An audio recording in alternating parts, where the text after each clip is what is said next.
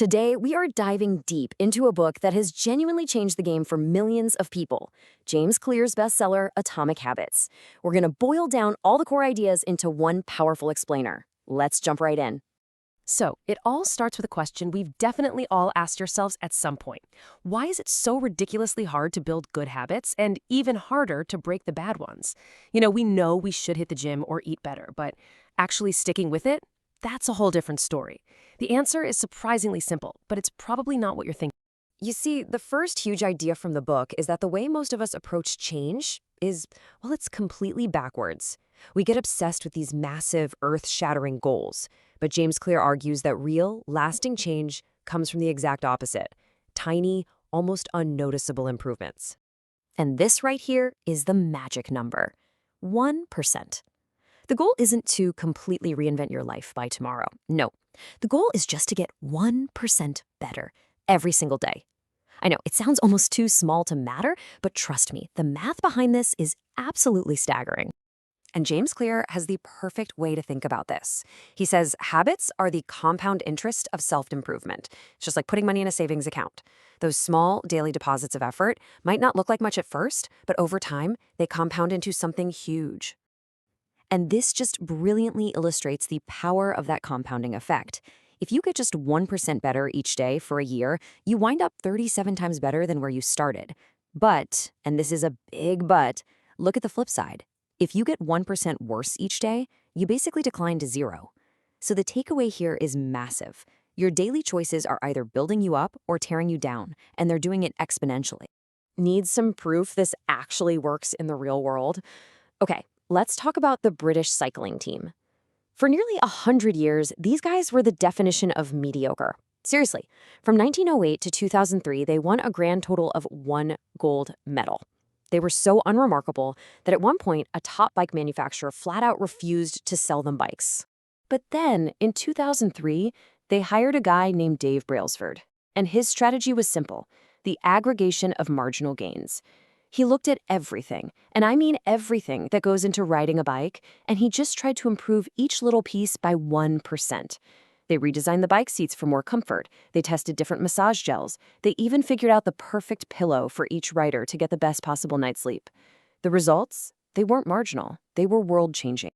So, if this 1% method is so incredibly powerful, why do we give up so often? Why does it feel like it's not working?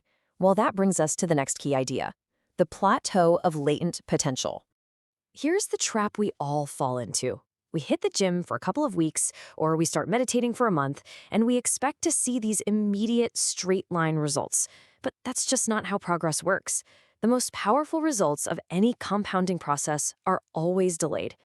Now, this is my absolute favorite analogy in the whole book. Think about an ice cube. It's in a room that's 25 degrees. You slowly raise the temperature, 26, 27, all the way up to 31 degrees. And what happens? Nothing.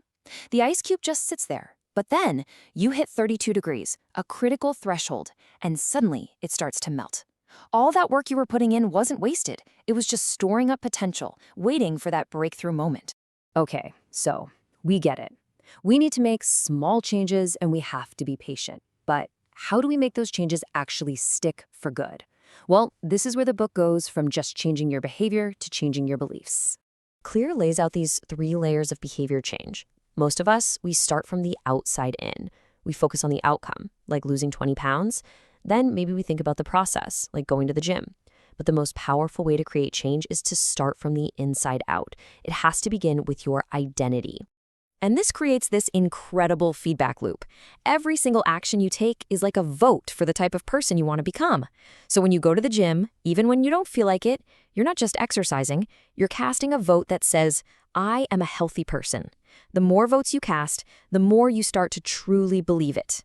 So you have to shift your focus. The real goal isn't to run one marathon, it's to become a runner. The goal isn't just to write a book, it's to become a writer. When you make that identity shift, sticking with the habits becomes so much easier because it's just a reflection of who you are. All right, so we've got the mindset down. Now what's the actual practical toolkit? This is the real heart of the book, the 4 laws of behavior change. It's a simple, step-by-step framework you can use to basically engineer your habits. You see, all of our habits, the good, the bad, all of them, they follow this same four-step loop. Your phone buzzes, that's the cue. That makes you wonder who messaged you, that's the craving. You pick up the phone, that's the response, and you satisfy your curiosity, that's the reward. This loop runs our lives on autopilot. The 4 laws are how we grab the steering wheel, and here they are. It's such an elegant and simple system. For any good habit you want to build, you just follow the rules on the left. And for any bad habit you want to break, you just flip them on their head. You do the exact opposite.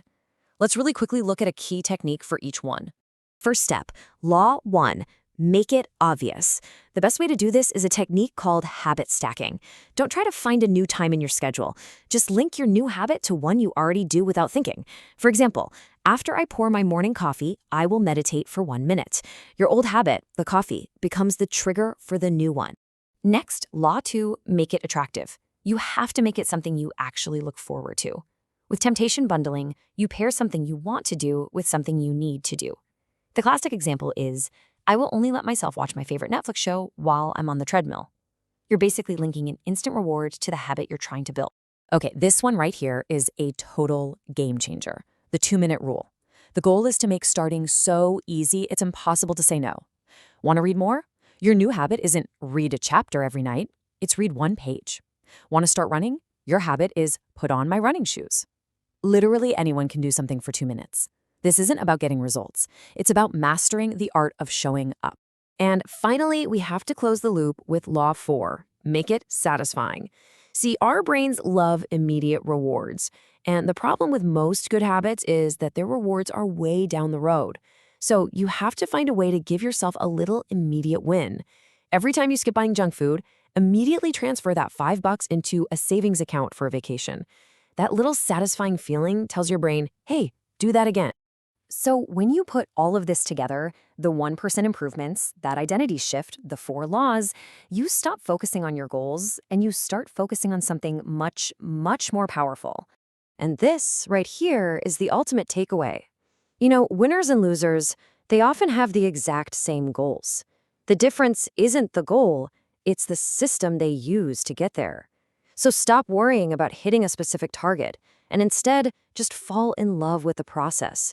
If you fix your inputs, your daily habits, the outputs will take care of themselves. At the end of the day, the core message of Atomic Habits isn't about this huge, dramatic makeover. It's about becoming just a tiny bit better today. So I'm going to leave you with this question. What is your 1% change for today? What's the one tiny, simple, almost effortless thing you can do right now to cast a vote for the person you want to become?